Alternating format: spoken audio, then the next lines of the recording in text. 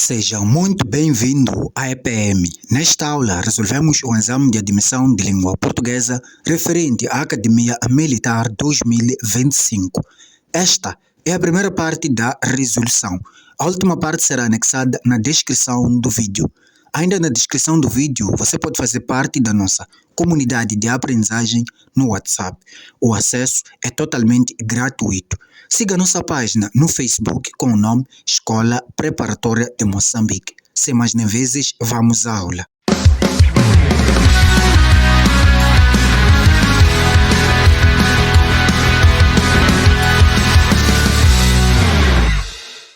Teremos como ponto de partida a questão do número 12 até 18 como a última, dispensando então a leitura e interpretação do texto. Caso pretenda resolver ou ter o enunciado consigo, você pode baixar o mesmo clicando no link que será anexado na descrição do vídeo. A questão do número 12, procedo com a leitura da mesma. Ao pinheiral de onde assistia à cena, chegava em confusão o alarido dos trabalhos. A nossa questão diz o seguinte: a forma verbal sublinhada está flexionada no. Vejamos que a forma verbal é a palavra chegava. Podemos deixar a mesma em destaque. Depois temos como a linha A, pretérito mais que perfeito do indicativo. Temos B, pretérito mais que perfeito do conjuntivo. C, pretérito imperfeito do indicativo. E por fim temos D, pretérito perfeito do conjuntivo. Vamos agora trabalhar na identificação da nossa linha. Mas para tal, devemos nós retroceder, neste caso, visitando de igual modo a questão com vista a compreender a mesma para que consigamos resolver a linha devidamente correta. Veja que a ideia da nossa questão é nós dizermos a qual forma verbal a nossa palavra, neste caso a palavra chegava, ou o verbo que já está conjugado, mas passa a ser forma verbal, encontra-se nesses tempos que nós temos em cada linha. Para nossa análise, iremos ficar com a linha C como a linha devidamente correta, pretérito imperfeito do indicativo. Agora a questão é, por que temos a linha C como a linha devidamente correta? Ou melhor, professor, a palavra chegava, esta forma, nos leva a um pretérito imperfeito do indicativo. De fato, vamos agora trabalhar com a explicação do mesmo. Dizemos nós que chegava é uma forma verbal no pretérito indicativo, imperfeito do indicativo, que é o certo, pois o pretérito imperfeito é um passado não concluído. Então, do indicativo, remete-nos a coisas reais, remete-nos a fatos, certo? Agora, para a linha A, como análise, pretérito mais que perfeito do indicativo, estaríamos nós a dizer que a nossa frase ou a forma verbal da nossa palavra, que é a palavra chegava, encontra-se num passado do passado, que não é verdade. Afinal de contas, o que é isso de pretérito mais que perfeito do indicativo? Quando falamos de pretérito mais que perfeito, estamos a falar de um passado do passado. E este passado do passado é um passado concluído, é um passado realizado, certo? Agora, do indicativo, porque nós estamos a falar de fatos verídicos. Simplificando, estamos a falar de fatos, certo? Enquanto que quando falamos do modo conjuntivo, estamos a falar de hipóteses, estamos a falar de situações que não temos certeza das mesmas, certo? Estamos a falar de situações incertas.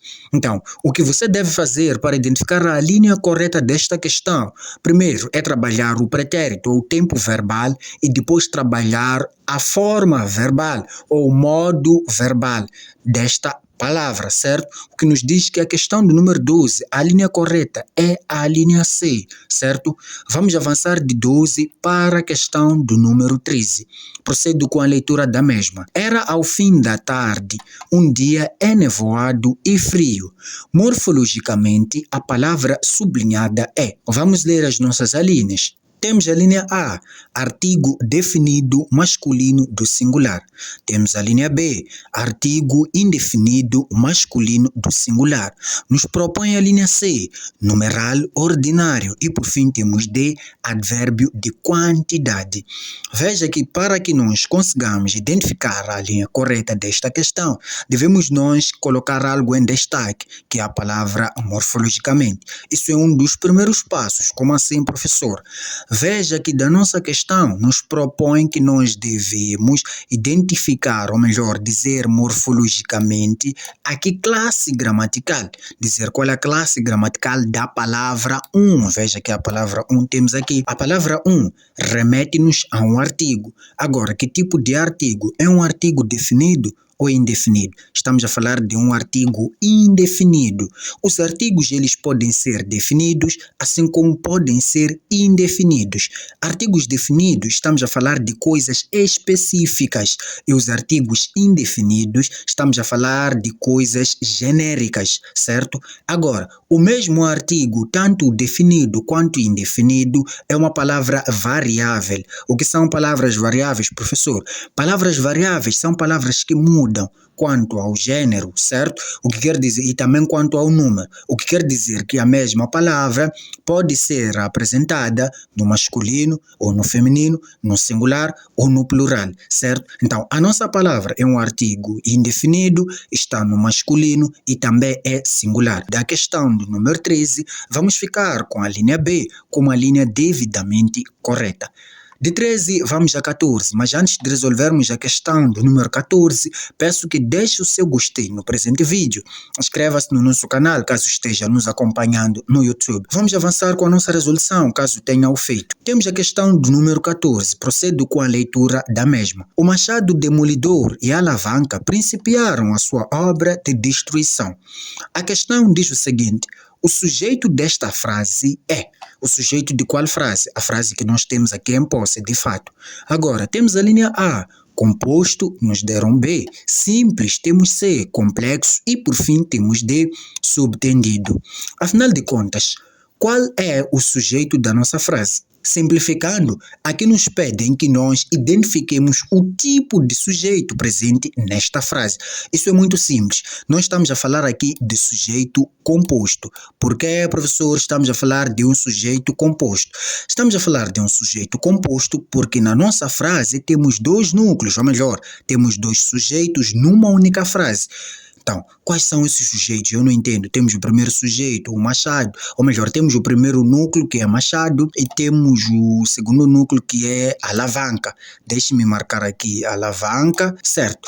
Veja que agora temos os nossos dois sujeitos, ou os nossos dois núcleos que nos fazem dizer, ou que nos fazem afirmar, que a nossa frase está patente um sujeito composto. Veja que temos aqui dois núcleos. O primeiro núcleo, que é machado demolidor, e o segundo núcleo, que é alavanca. Professor, eu ainda não percebo. Isso ainda é um bicho de 7 cabeças. Vamos descer as escadas e vamos trabalhar com uma explicação simplificada. Para que você entenda isso, o sujeito, ele pode ser simples, como você vê na linha B, pode ser composto, pode ser complexo e também pode ser subtendido. Nós estamos a falar de tipos de sujeito. As nossas frases, elas possuem um sujeito. Eu posso dizer que numa frase estou perante um sujeito simples quando o núcleo que está iniciando ou está sofrendo a ação da mesma frase, isso vai depender, esteja patente um único sujeito ou um único núcleo. Por exemplo, o professor está explicando.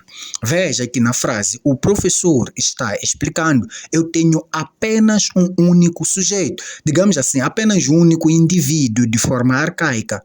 Então, se eu disser o professor e o João estão atrasados, veja que a minha frase tem dois sujeitos. São duas pessoas que estão atrasadas. Não é somente o professor, mas também o João. Para que você identifique o sujeito composto, desde o momento que você perceba que os núcleos que fazem parte do sujeito são dois ou mais do que dois. A partir de dois núcleos, ou a partir de mais de dois ou mais de um, que é o certo, estamos a falar de um sujeito composto. Enquanto que o sujeito simples é apenas um único elemento. O sujeito complexo, isso é um pouco mais avançado, mas eu vou aqui simplificar para você. O sujeito complexo é quando você tem um sujeito e núcleos que estão no mesmo sujeito. Quer dizer, além do sujeito, nós temos outros núcleos. Professor, preciso de exemplos muito simples. O menino de chapéu azul. está atrasado. Veja que nesta frase o sujeito é um sujeito complexo, não simples. Por que é complexo? Porque no mesmo sujeito eu tenho uma descrição do mesmo sujeito, eu tenho alguns elementos adicionados que caracterizam o menino, de fato. O que você percebe que é um complexo, o subtendido não. Subtendido é um outro tipo de sujeito, é quando o mesmo não está expresso na minha frase. Noutras instâncias, em questões do gênero, você verá o sujeito é oculto, o sujeito é implícito, entre outros, certo? O que nos diz que a questão do número 14, ficamos com a linha A como a linha devidamente correta. De 14, vamos avançar para a questão do número 15. O herbanário foi sentar-se na encosta do outeiro vizinho. Que frase complexa. O C sublinhado é. Veja que temos a linha A, onde nos propõe conjunção subordinativa condicional. Temos B, pronome pessoal, forma de complemento direto. Nos dá um C, pronome reflexivo e por fim temos D, pronome recíproco. Vamos voltar à nossa questão, como eu disse sempre. Aqui nós devemos dizer que este se, vamos aqui, percebemos que o se está aqui, depois do verbo, depois do hífen e demais. Então, o mesmo se ou se sublinhado remete-nos a um pronome reflexivo. Quando falamos do pronome reflexivo, estamos a falar de um pronome que volta a se referir ao próprio verbo, certo? Ou que volta a se referir à própria ação exercida pelo verbo, o que nos diz que a questão do número 15, a linha correta é a linha C. A linha A, para que nós argumentemos o fato de refutarmos a mesma, não diríamos que seja a correta. É uma conjunção, professor, essa palavra? Sim, é uma conjunção, mas esta conjunção não está exercendo a função condicional ou subordinativa, certo? Para que você perceba isso. Diríamos assim, o exemplo, se chover, não irei à faculdade. Veja que nesta frase eu estou propondo uma condição, certo? Usando este pronome, ok? É só para que você entenda isso. Pronome pessoal, forma de complemento direto, de igual modo, não é? Estamos a falar de um pronome que possui ou exerce a função de um complemento direto na frase, certo? Então, não é o caso deste recíproco, não. Em outras instâncias, podemos nós ter dificuldades em distinguir o pronome reflexivo, assim como o recíproco, mas a distinção do mesmo é baseada no próprio nome da palavra. Reflexivo, que remete-nos a refletir a si mesmo, e recíproco, que remete-nos à reciprocidade, certo? Vamos avançar de 15, como se a linha correta, vamos à questão do número 16. O herbanário, o termo herbanário, que é o certo, que se repete 3 vezes ao longo do texto veja que temos a linha A, adjetivo, nos propõe B, substantivo próprio, temos C, pronome pessoal e por fim temos D, substantivo comum concreto. Vamos voltar à questão, como é de sempre. Vamos nos perceber que nós não temos o texto conosco, ou não vamos aqui voltar para o texto, ler e tentar entender o contexto do porquê da questão. Até porque para que nós identifiquemos a linha correta desta questão, não precisamos voltar ao texto. Porém, irei deixar na descrição do vídeo o link para que você faça o download ou você baixe o presente enunciado. Professor, quanto é que pago? Não, é totalmente gratuito, certo? Vamos avançar. Da linha A, adjetivo. Professor, herbanário não é um adjetivo. Podemos assim dizer que a mesma palavra seja ou não um adjetivo, mas a ideia não é dizer que esta palavra não é adjetivo. Não, a ideia é nós dizermos a função que a mesma está exercendo na nossa frase. Não, aqui não temos uma frase, mas a mesma palavra, qual é a função que a mesma exerce no texto, certo? Por isso que eu disse que irei deixar na descrição do vídeo o link para que você faça o download e tenha o texto ou o enunciado consigo e faça a leitura do texto, certo? Então, adjetivo não é adjetivo, que nos diz que não é a linha devidamente correta, certo?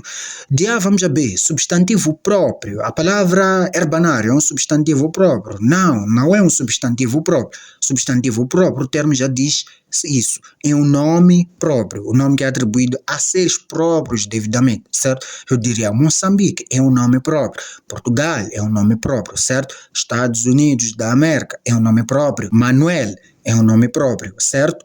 Então, o que nos diz que também não é a linha devidamente correta. Temos C, pronome pessoal. Não é um pronome pessoal. Você não conhece os pronomes pessoais? Por favor, peço que deixe a lista da descrição no link, nos comentários, que é o certo, de pronomes pessoais, certo? E depois deixe o gostei no seu comentário. Temos a linha D, substantivo comum concreto, como a linha devidamente correta. A palavra herbanário é um substantivo, certo? Que é um nome. É comum concreto. Comum concreto por quê? Porque estamos a falar de um nome comum que pode ser atribuído a várias categorias de pessoas. Eu posso ser um herbanário, sim, desde o momento que eu comece a trabalhar com as plantas. 16, vamos à questão do número 17, como a penúltima questão. Agora é tua vez, pobre Carvalho. O grau superlativo absoluto sintético do adjetivo sublinhado é. Veja que o adjetivo sublinhado é a palavra pobre, certo? Temos a linha A, pobríssimo, temos B, pobrezão, temos C, pobretão e por fim temos D, paupérrimo. Desta questão não levaremos muito tempo, mas irei explicar apenas algo que acredito ser relevante, que é saber, afinal de contas, o que é isso de grau superlativo absoluto sintético, certo? Eu até sublinhei aqui do adjetivo, mas ok, vamos aqui mudar a cor para que isso fique ainda mais interessante. Então, temos aqui em destaque o grau superlativo absoluto sintético. Quando falamos do grau superlativo, graus dos adjetivos, certo? Estamos a falar de grau, quantidade, tamanho, redução, etc. Então, este grau destes adjetivos, estamos a nos referir à palavra pobre ou de outras palavras que iremos nos deparar ao resolvermos exames ou não. Estamos a falar aqui de quão maior a palavra vai ser caracterizada ou iremos atribuir uma categoria a esta palavra. Atribuir não, porque a mesma já está atribuída. Então, nós devemos identificar a categoria enquadrante a esta palavra, quanto ao grau superlativo absoluto, certo? Então, o sintético remete-nos à adição de alguns afixos, de afixo, certo? Não alguns, um afixo, na nossa palavra ou no nosso adjetivo. Então, o grau superlativo absoluto, ele aumenta, diz o quão a coisa é. Para a palavra pobre, nós temos duas categorias, mas o problema é, no dia da resolução do exame, você não vai marcar duas alíneas, certo? Quando nós trabalhamos em pesquisas, podemos dizer que pobríssimo, ou melhor, a palavra pobríssimo também se enquadra. A palavra paupérrimo também, deixem aqui marcar, paupérrimo também se enquadra, certo? E há uma discussão acerca do mesmo. Então, o que quer dizer que a mesma palavra, ou o grau superlativo absoluto desta palavra pode ser pobríssimo, assim como pode ser paupérrimo. Então, se uma pessoa te diz que você é pobríssimo, está a te dizer que você avançou do estágio de pobre, você foi para o pobrismo. Quer dizer, o pobre é melhor que o pobrismo em termos financeiros, digamos assim. E temos aqui paupérrimo também, que é exatamente a mesmíssima coisa. O que nos diz que 17 podemos ficar com A ou talvez podemos ficar com D. De 17 vamos a 18, como a última questão da nossa resolução. Caso não tenha deixado o seu gostei, peço que o faça agora. Deixa aí o seu gostei e inscreva-se, certo? Isso ajuda bastante na retenção do nosso conteúdo. Assim como a própria plataforma do YouTube percebe que esses vídeos estão ajudando, que você gosta do mesmo, assim como a mesma plataforma irá sugeri-lo nossos novos vídeos. Vamos avançar. Nunca me sentei àquela sombra. A posição ocupada pelo pronome crítico me reflete a ocorrência de. Veja que o pronome crítico está aqui em destaque. Me. Temos a linha A, próclise. Temos B, ênclise. Temos mesóclise e por fim temos D, nenhuma das opções. Desta linha ou desta questão, que é o certo, ficamos nós com a linha A como a linha devidamente correta. Quando nós falamos da posição ocupada por este pronome ou pelo pronome crítico, devemos nós aqui, ou melhor, isso tem uma categoria ou nome ou é chamado por algum nome. Desta categoria, nós dizemos que quando o pronome crítico é adicionado antes do verbo, vamos aqui colocar em destaque o nosso verbo, que é o verbo sentar. Quando o pronome crítico vem antes do verbo, chama-se isso, ou refere-se à ocorrência da próclise, certo? O que nos diz que 18, a linha A é a linha devidamente correta. Agradeço por ter acompanhado a presente resolução.